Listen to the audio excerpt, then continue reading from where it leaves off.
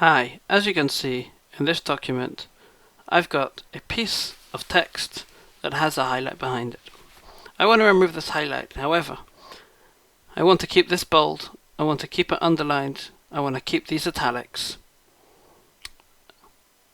So is there a way of allowing me to do this? So let's start one by one. If we want to just remove everything, almost like a Hail Mary, so then the easiest thing to do is to Control A and select all the text, and then press Control plus space. This removes everything completely. However, as you can see, it's removed literally everything and reset it to 0 essentially. Right, there's another way if I just want to keep the links, and that's if I put it back, again, by selecting all and using this clear all formatting button over here at the top. I also am able to remove the background. However, as you can see, I've lost my italics, I've lost my bold. The underline is okay because that happens to be a hyperlink. So is there a way of allowing me to do this or not? The first thing we can do is remove it bit by bit.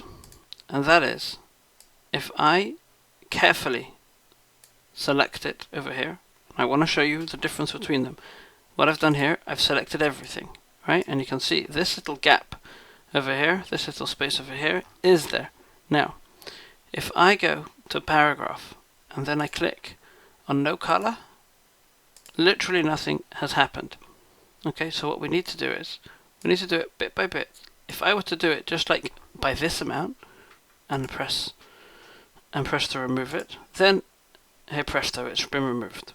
Okay, so what we can do is just very carefully right to the end without having that extra bit at the end, and then we press the white, then it enables you to remove the background. Yet we've been able to keep the underline, the bold, and the italics. Okay, this is the easiest way of doing it if you don't have too much. Okay, now I would say like this also, the most important thing to do whenever you want to do this kind of thing is to not get yourself into this problem in the first place. And how you don't get yourself into it is very simple. Obviously the best thing to do would never be to face this in the first place. So is there a way I can do this in the first place? So let's go back to that Wikipedia page. Now I'm going to take this over here. I'm going to copy it. Okay. Now if I copy it, Control C, and then I go back to my document, I've checked over here, I'm in Calibri, I'm in my normal setting over here just to double check. I'm going to right click, and on my paste options I've got 3 different ones. I've got keep source formatting, I've got keep text only, and I've got merge. I'm going to use the merge one. If I use the merge one, remove the picture. If I use the merge one, and you can see it's taken it, but has removed the highlight behind it. Okay, and that is absolutely the definitely the best way to do it. Now, let's say for example, you get a document and it's actually got some highlight behind it, and that's that, for example. Okay, you'd click on font, and over here you can see the text highlight color is there like that. So let's say I want to remove it, so you just go to the text highlight color and you'd put no color. It really is as simple as that. That's sometimes the difference between them. It depends where your document comes from. If it's coming from the internet, then it's got a I guess some kind of shading, and it's known as shading. Whereas if it comes from Word and it's got a background, it will not have shading generally, rather it will have a highlight, and this is the highlight, and you can change it obviously over here. Right, you can add it and you can remove it. There is one last way to remove the highlight in Word.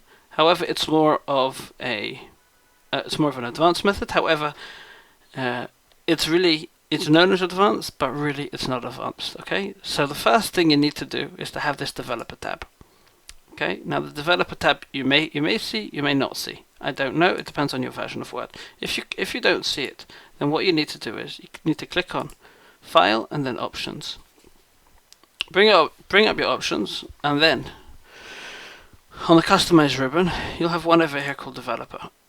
Make sure it's checked. If it's checked, then it means that it appeared. So just make sure that it's checked. Click on OK, and then you've got the developer tab. Okay. Now you can then you click on the Visual Basic tab. Click on Visual Basic, and in Visual Basic you will open up a new window over here. So in your Visual Basic, what you'll need to do is you'll need to insert a module. Okay, and it opens up a new window over here. It looks old-fashioned. It's because it is, and you're going to put this inside it.